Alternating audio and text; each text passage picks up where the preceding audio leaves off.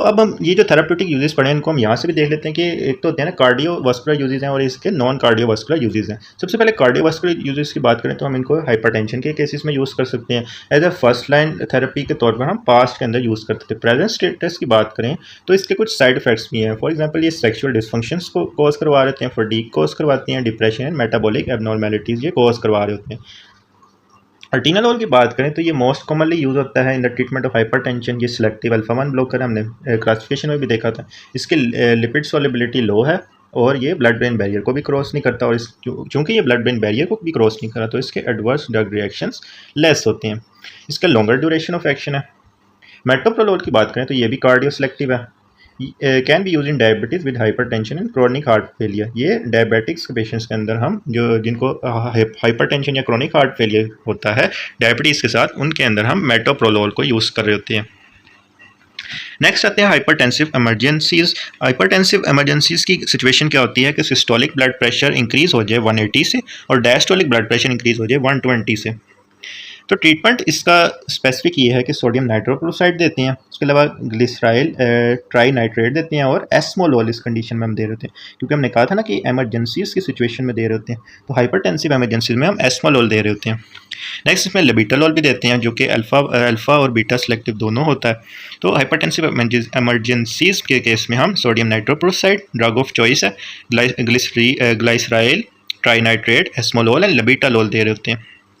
Next लेबिटालोल की हमने बात की कि ये थर्ड जनरेशन के अंदर आता है, beta blocker third generation.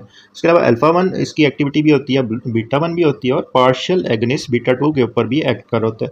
Beta 2 के ऊपर ही एक्ट करेगा तो ये कहाँ कहाँ पे अपना इफेक्ट करेगा, ब्लड वेसल्स पे। अब चूंकि बीटा 2 एगनिस्ट के तौर पर एक्ट करे, एगनिस्ट क्या होता है, एगनिस्ट वो होता है कि किसी भी रिसेप्टर के ऊपर बाइंड भी कर जाए और इंट्रिंसिक एक्टिविटी भी शो करे, तो ये वही वाला इफेक्ट शो करेगा जो कि बीटा 2 ने शो करना होता है। बीटा 2 ने क्या करवानी होती है, वेजो डायलेशन करवानी होती है ब्लड वेसल्स की और ब्रोंको डायलेशन करवानी होती है ब्रोंकियल स्मूथ मसल्स की। सो लेबिटालोल के यूजेस होंगे हाइपरटेंसिव इमरजेंसीज के केस के अंदर, और चूंकि ये अल्फा 1 सिलेक्टिव है तो फियोक्रोमोसाइटोमा के केसेस में यूज़ कर रहे होते हैं और प्रेगनेंसी इंड्यूस हाइपरटेंशन के केसेस में हम लेबिटालोल को यूज़ करते हैं।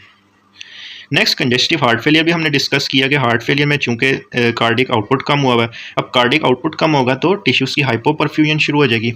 हाइपोपरफ्यूजन जब किडनी के लेवल पर आएगी तो जेजी सेल्स को जब कम ब्लड मिलेगा तो ये रेनिन के रिलीज़ को बढ़ा देंगे। रेनिन का रिलीज़ कैसे बढ़ता है, बीटा 1 स्टिमुलेशन से। बीटा 1 स्टिमुलेट होंगे तो रेनिन ज़्यादा रिलीज़ होगा और वो सारा मैकेनिज्म हमने पढ़ा। दूसरा ये हार्ट के ऊपर एक्ट करेंगे, हार्ट की क्या शुरू हो जाएगी, हाइपरट्रॉफी शुरू हो जाएगी। अब जब इसकी अल्टीमेटली क्या होगा, हार्ट की रिमॉडलिंग हो जाएगी जिसकी वजह से मोर्टेलिटी रेट डिक्रीज़ हो जाता है। अब जब हम बीटा ब्लॉकर देंगे तो बीटा ब्लॉकर हार्ट के ऊपर एक्ट करके कार्डिक आउटपुट को कम कर देगा। दूसरा ये रेनिन एंजियोटेंसिन सिस्टम को जाकर इनिबिट कर देगा। इसकी वजह से अल्टीमेटली क्या होगा कि जो रिमॉडलिंग का प्रोसेस है ना वो इनिबिट हो जाएगा और मोर्टेलिटी रेट इंक्रीज़ हो जाएगा। नेक्स्ट आते हैं एंजाइना पेक्टोरिस। इसके अंदर हमने कहा कि हम ऑक्सीजन डिमांड को कम कर देते हैं, क्योंकि सप्लाई को तो हम इंक्रीज़ नहीं कर सकते ना, ऑक्सीजन डिमांड को हम डिक्रीज़ कर देते हैं। तो बीटा ब्लॉकर से करते हैं डिक्रीज कार्डिक वर्कलोड। जब कार्डिक वर्कलोड डिक्रीज होगा तो मायोकार्डियल ऑक्सीजन डिमांड डिक्रीज हो जाएगी। और जो क्लासिक एंजाइना होता है ना या एंजाइना ऑफ एफर्ट, उन केसेस में हम बीटा ब्लॉकर्स दे रहे होते हैं। नेक्स्ट मायोकार्डियल इन्फॉक्शन में भी हमने पढ़ा कि बीटा ब्लॉकर यही करेंगे कि ऑक्सीजन कंजप्शन को डिक्रीज़ कर देंगे, रिड्यूस ऑक्सीजन कंजप्शन। और हमने पढ़ा कि जो वेंट्रिकल फिब्रिलेशन होते हैं उसमें जो अरिथमियाज होती हैं उनको भी प्रिवेंट करने में बीटा ब्लॉकर्स रोल प्ले कर रहे होते हैं। Next cardiac arrhythmias. Cardiac arrhythmia SA node हमें पता है कि decreases slope of phase 4 depolarisation. Beta blockers क्या करेंगे, एससी नोड पे जाकर उसको इनहिबिट कर देंगे। उसके अलावा जो एससी नोड की ऑटोमेसिटी है ना, यानी अपनी एबिलिटी की वो कॉन्ट्रैक्शन कोस करवा सके, उसको डिक्रीज कर देंगे पर्किंजिया फाइबर्स की भी। इसके अलावा ईआरपी को इंक्रीज कर देंगे एवी नोड की और कंडक्शन को इम्पीड कर देंगे। नेक्स्ट एस्मोलोल हमने पढ़ा कि ये शॉर्टेस्ट एक्टिंग होता है। अब इसके क्या क्या यूजेस हैं उनको देख लेते हैं। ये इंट्रावीनसली हम दे रहे होते हैं।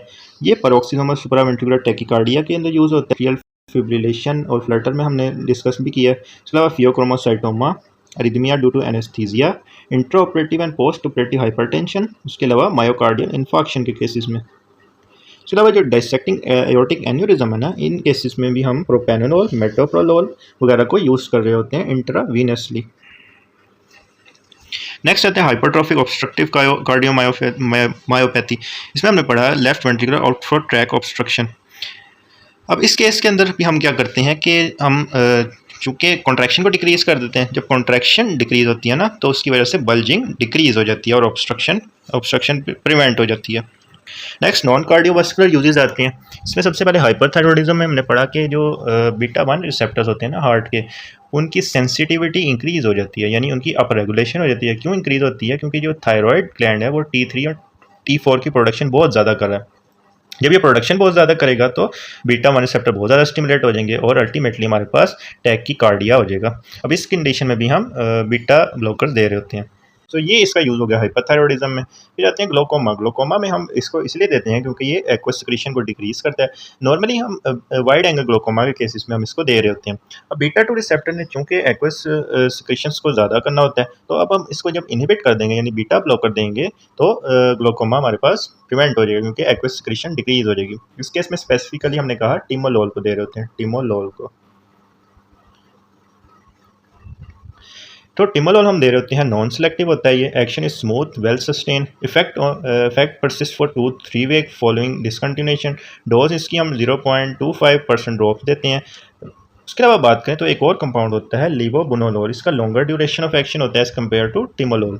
साइड इफेक्ट्स की बात करें तो ये रेडनेस और ड्राइनेस ऑफ आई कॉज करवाते हैं। उसके अलावा ये एलर्जिक रिएक्शंस कॉज करवाते हैं, कॉर्नियल हाइपोएस्थीसिया कॉज करवाते हैं और ये सिस्टेमिक साइड इफ़ेक्ट्स भी कॉज करवाते हैं। फॉर एग्जांपल ये थ्रेटनिंग ब्रोंकोस्पाज्म कॉज करवा सकते हैं। इसके अलावा ये एस्मेटिक रिस्पॉन्स, क्योंकि ये ब्रोंकियस स्मूथ मसल के पास जाएंगे ना, तो ये ब्रोंकोस्पाज्म कॉज करवाएंगे। एस्मेटिक्स पेशेंट्स के अंदर कॉन्ट्राइंडिकेटर्स होते हैं और ब्रेडिकार्डिया ये कॉज करवाएंगे क्योंकि हार्ट रेट को उन्होंने डिक्रीज़ करना है ना। फिर आता है फियोक्रोमोसाइटोमा। एड्रीनल ग्लैंड ट्यूमर होता है जिसके अंदर नोरेपिनेफ्रिन बहुत ज़्यादा रिलीज हो रहा है, यानी एक्सेस कैटेकोलामाइन। इसके अंदर हाइपरटेंशन और टैकीकार्डिया को प्रिवेंट करने के लिए हम बीटा ब्लॉकर देते हैं। फर्स्ट तो हम इसके अंदर अल्फा ब्लॉकर देते हैं, देन हम इसके अंदर बीटा ब्लॉकर दे देते हैं। देन माइग्रेन हमने पढ़ा कि जो ब्लड वेसल्स पास कर रही थी फोरामिना से, जब वो डायलेट करती है ना, तो उसकी वजह से माइग्रेन की सिचुएशन क्रिएट होती है। तो हम बीटा ब्लॉकर देंगे तो वो उन ब्लड वेसल्स की कंस्ट्रिक्शन करवाएगा और हमारे पास नोसिसेप्टर एक्टिवेट नहीं होंगे। जब नोसिसेप्टर एक्टिवेट नहीं होंगे तो हम माइग्रेन को प्रिवेंट कर लेंगे। तो इस केस के अंदर हम प्रोपेनोलोल दे सकते हैं। अदर हम टिमोलोल भी दे सकते हैं और मेटोप्रोल और एटिनोलोल भी दे सकते हैं। नेक्स्ट एनएक्साइटी के केस के अंदर भी हम दे सकते हैं।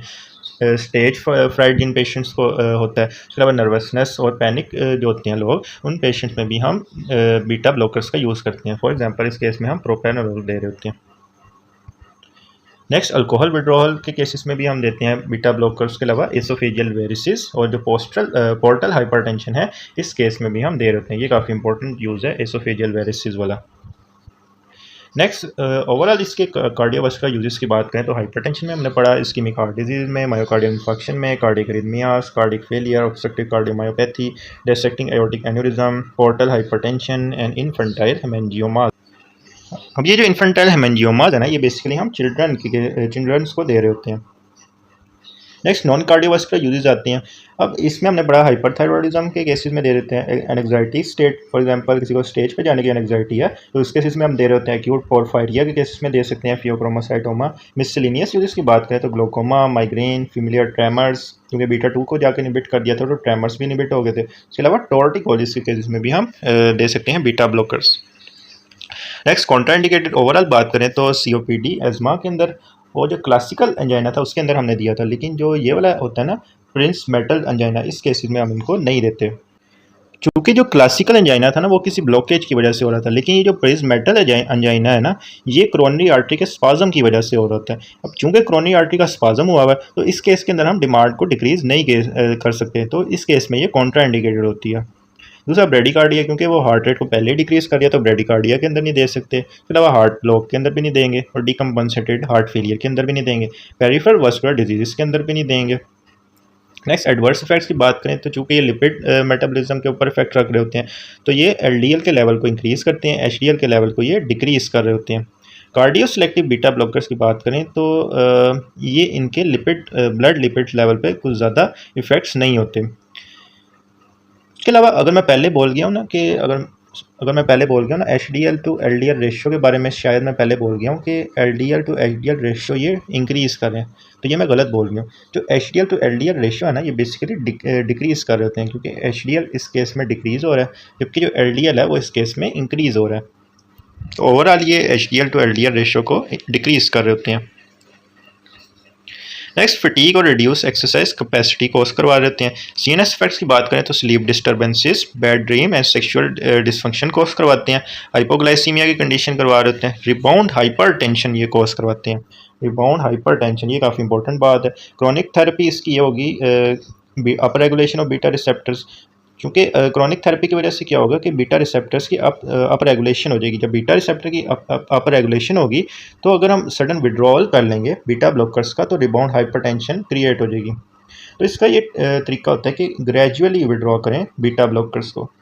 मिससेलेनियस की बात करें तो लिबिटल और पोस्टल हाइपोटेंशन कोस करवाती है और हेपेटोटॉक्सिसिटी भी कोस करवा रही होती है।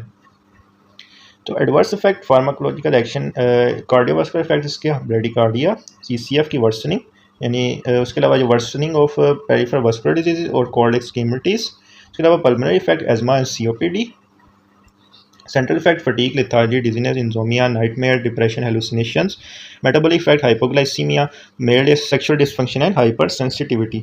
ड्रग विड्रॉल पे क्या होगा कि अपरेगुलेशन हो जाएगी बीटा 1 रिसेप्टर की, जिसकी वजह से रिबाउंड हाइपरटेंशन की सिचुएशन क्रिएट हो जाएगी।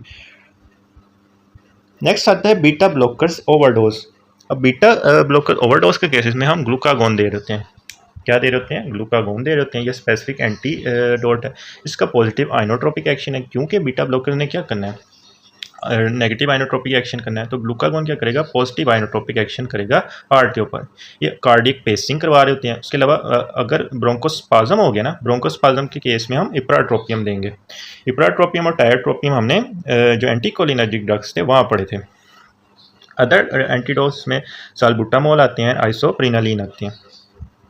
समरी की बात करें तो हार्ट फेलियर के केसेस में हम कार्बिडोल देते हैं, जो कि अल्फा सेलेक्टिव भी होती हैं। हाइपरटेंशन में हम एटिनोलोल देते हैं, जो कि मेनली बीटा 1 सेलेक्टिव है। इमरजेंसी हाइपरटेंशन के केस में एस्मोलोल लेते हैं। माइग्रेन के केस में प्रोपेनोलोल लेते हैं। ग्लूकोमा में टिमोलोल लेते हैं। ये आपने एमसीक्यूज पॉइंट ऑफ व्यू से सारे याद रखने हैं। नेक्स्ट समरी आती है कि ऑर्गन सिस्टम इफेक्ट्स हमने पढ़े कि हार्ट के ऊपर negative chronotropic, negative inotropic effect था। ब्रोंकियल स्मूथ मसल में इन्होंने इंक्रीज कर दी थी एयरवेज रेजिस्टेंस, यहाँ पे ब्रोंको कंस्ट्रिक्शन करवा दी थी। किडनी में इन्होंने रेनिन एंजियोटेंसिन एल्डोस्टेरोन सिस्टम को इनहिबिट कर दिया था। इन्होंने डिक्रीज कर दी थी सिंपैथेटिक एक्टिविटी। उसके अलावा मेटाबॉलिक इफेक्ट्स की बात करें तो ग्लाइकोलिसिस को इन्होंने इनहिबिट कर दिया था और ग्लूकागोन के रिलीज को बढ़ा दिया था, डिक्रीज कर दिया था। क्योंकि ग्लूकागोन ने तो ग्लूकोज को इंक्रीज करवाना है ना, तो इस कंडीशन में हम सिंपैथेटिक से ऑपोजिट काम करवा रहे हैं, तो ग्लूकागोन की इनहिबिशन हो जाएगी। तो अल्फा रिसेप्टर ऑफ पेंक्रियास को जाकर ये इनहिबिट कर देते हैं, जिसकी वजह से ग्लूकागोन रिलीज नहीं होता। Next skeleton muscle. Skeleton muscle में हमने कहा कि ये ट्रेमर्स को डिक्रीज करवाते हैं। आइज में हमने कहा कि ये ग्लोकोमा के ट्रीटमेंट में यूज होते हैं। So this was all about the beta blockers. If you like this video then kindly share it with your friends and subscribe to my channel.